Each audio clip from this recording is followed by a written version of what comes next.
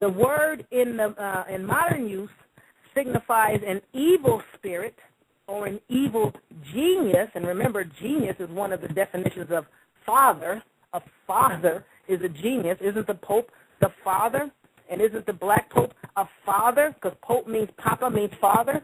But it goes on to say an evil spirit or evil genius which influences the conduct or directs the fortunes of mankind, which means finances. And these are people that are getting a whole strong grasp on people's fortunes and finances. So there are people out here that believe that they're following the God, Lord, and this other kind of thing, and that they're into Jesus and Christianity, and they're just being duped right along every step of the way because they don't comprehend what's going on. Now, the UN peacekeeping troops are nothing more. That's a new word for Hessian soldiers that are for hire to foreign countries. And Hessian is spelled Hessian, and people need to do some additional research into that. I'm almost done with this, wrapping up some of this historical stuff so that we can get into some of the spiritual information. Now, this was important, and I thought this was interesting. The Congress of Vienna, which was started in 1814, recently convened to create a new form of world government,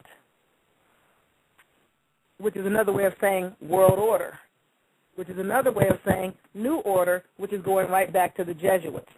And a lot of these people that are doing the things they do, they think they're doing it for one reason, and they find out later that it's a completely and totally different reason. But I was talking about Ataturk. In 1915, the Ottoman Turk was overthrown by what people would consider whatever a Masonic Jew is. And this particular band of Masons that were some type of Jews, I don't know if they were real Jews or these Revelations 2:9, 3:9, synagogue of Satan that say they're Jews and are not but are lying, they called themselves the Young Turks. And they were supposed to be Jewish socialists in the Masonic order, and they overthrew the Islamic government of Ottomans in Turkey. Now, doesn't that go back to Loyola's original agenda? And basically, these individuals tortured, disfigured, and murdered approximately 2 million Christian Armenians. See, so people think, oh, well, this is about the Christians, and we're going to be okay. I kind of doubt it. They're coming after Christians. They're killing people that are Jews. They're killing people that are Muslims. They're killing people that are agnostic, that are atheists. I don't think whoever these are, I don't think they particularly care. But these people that they tortured were men, women, and children, and they cut off their hands. Now, again, this is stuff that you guys need to know just on general principles. You can take the information or you can leave the information. Some other research I did found that the fight for Jerusalem, modern-day Jerusalem, is between the Saracens and the Latins. So maybe people need to do some more research on this new word Jew and see just exactly what in the blazes does that mean and exactly who are they talking about. Because you're talking about killing off Jesus Christ, and I submit to you, since there was no such thing as a letter J, there never walked any such person. So what the hell what are we talking about here? If there was no J in ancient language, J is one of the newest letters under the sun. There could not possibly have been anybody walking named Jesus Christ. So who was it that is supposed to have been killed when you're talking about somebody that didn't even exist? Now, the research I did, based on the word and the term and the verbiage, just basically means it goes into the beast. But that's a whole other story, and that's a whole other lecture. But the leaders of the First Crusade created the Latin Kingdom of Jerusalem. And again, if you don't know what words mean and you don't know what this stuff is, you don't even know what's going on. I'm only trying to help you to see with discernment that which you are looking at. And I want you to be able to hear what it is that you are listening to. Because people put the stuff in your face, but they know you don't know what the blazes are going on or what people are talking about. Now, listen to this again. The word synagogue, according to, and we're talking about a people that say they are the synagogue of Satan, and they say they are erecting a Luciferian government for Satan, the devil, Lucifer, or the devil, Satan, Lucifer, which we call DSL, the devil, Satan, Lucifer. Interesting. Isn't there some entity out there called DSL? And everybody's on the World Wide Web to get stuck. Isn't that what happens to people that get on webs? You get stuck. Anyway, synagogue in the Strong's Exhaustive Concordance is Greek word number 4864, and it comes from Greek word number 4863, and it means an assemblage of persons, specifically a Jewish synagogue, the meeting or place. But by analogy, it is a Christian church. It also means Christian Jews. So, people keep thinking that, the Muslims are different from the Jews, which are different from the Christians. And I keep telling everyone it's all really, there's a strange blend going on between those three, what people would believe are separate religions, that I don't see them as being separate at all. Because, back in the day, it was originally called Judeo-Christian. Judeo-Christian. And it was the Roman Catholic Church that raised up and set off, launched Muhammad. So, people need to do more research into the things that they follow and the things that they believe in. So it goes on to say that a synagogue is a company dominated by the activity of Satan.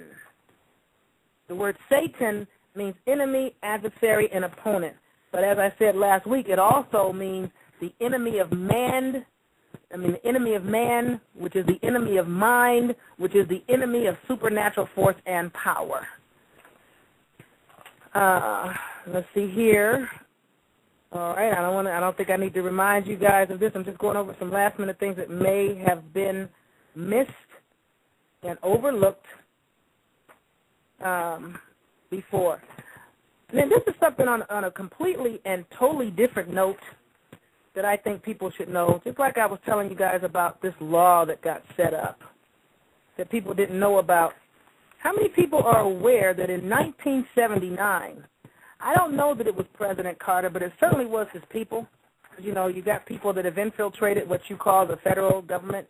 Actually, they've infiltrated state governments, city governments, county governments, pick a government. They're all in it. Law enforcement, they're all in it. But in 1979, under President Carter's rule, an Egyptian-Israeli peace treaty was underwritten that pledged $3 billion a year of United States U.S. taxpayer money to aid Israel. How many of you guys know that $3 million of your taxpayer money is sent to Israel every year? A lot of people are not aware of that. I don't think they know it, and I'm just saying you need to know in case you didn't know. This is on a different note also, the word dollar. The word dollar means, because people have these green things that are pieces of paper that they keep calling dollar. Those things are not dollars. A dollar is a gold or silver coin of a specific weight and with specific markings. So most of you, when you go get your job, now I'm following Brother Kareem here, when you go get your job, they hire you and tell you, we're going to pay you $8 an hour, we're going to pay you $15 an hour. You've never got a dollar in your life from these people. Because when it's time for you to get paid on payday, they don't give you these dollars based on what the definition of a dollar is. They give you a paper check. And nowadays, they're trying not to give people paper checks. Some companies are mandating that you do electronic transfers and direct deposits into your account. So you're hired for so many dollars that you never see. That's why I submitted to you before that slavery has just been changed. You're all slaves because the word employer means master. The word employer means servant or slave. The word supervisor means overseer. Yeah, you need to understand. And plant is nothing more than a short for plantation. So everybody has been enslaved. And you thought you were getting paid, and you've never been paid. You work for free. Oh, now, this was interesting also. In 1949, Rothschild, and I can't remember which Rothschild it was back then, but that wouldn't be hard to figure out, funded Mao Zedong and so that he could declare the founding of the People's Republic of China. That's why China is in bed with these people. If you've ever heard of the, what is the name of this, the BIS. Most people have never heard of the BIS. You guys need to look into that. The Bank of International Settlements.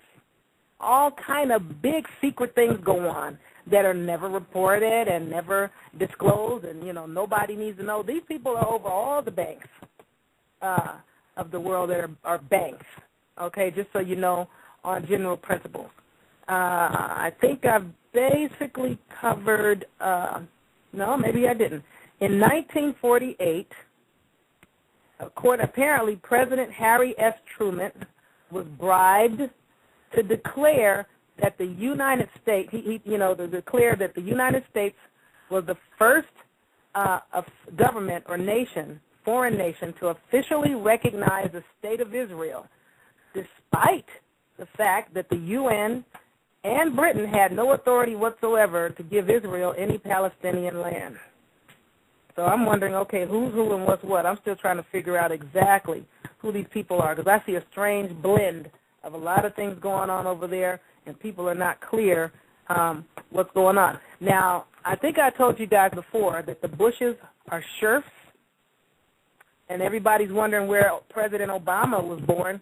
Not enough people ask the question, where was George Bush Sr. born? We know George Bush Jr. was born here, but George Bush Sr. was not born here, and it's a known fact, an established fact. That's all over the Internet.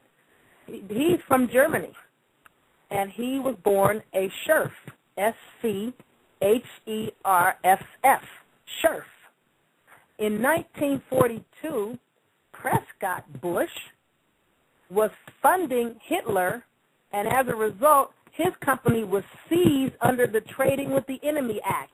Isn't it interesting that somebody whose company could be seized for Trading with the Enemy Act can have their son and grandson become presidents and reign, in the case of the grandson, not once but twice? You know what I'm saying?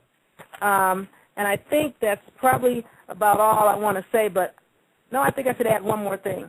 There's some research that I did for people that believe that this thing is all about the people that are so-called Jews, whatever the hell that is.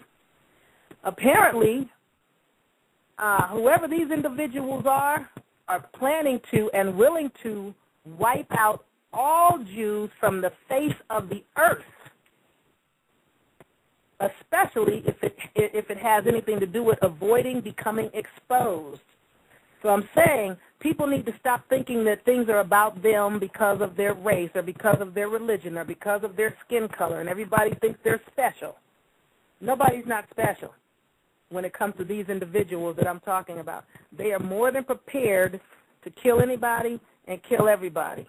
Now, there's some other things that I was going to go into, but they're not significant at this point. I'm going to drop all of that right now. We're going to get into spirituality, but before we do that, does anybody have any question or comment related to the closing up of that historical type of stuff or anything that has been discussed over the last 7 and a half to 8 shows? Because otherwise, now it's time to get into the spirituality stuff. All righty, I'll take that as a no. That's good. I guess you can hold your questions till next Thursday, since that's what Thursday is going to be about. Now, I'm sorry, absolve me. Say that one more time. Yes? We have callers, a lot of callers, but maybe if they want to call in right now, they should call in if you want to take any questions. If there's a lot of people in the call queue. Well, some of them are listening. Okay. You know, some people don't have a question or comment at this time. Now, people are going to wonder, what in the bloody blazes does spirituality have to do with restoring America? How is that relevant? Because I'm sure there are people wondering, what does that have to do with revivifying and revitalizing and resuscitating or restoring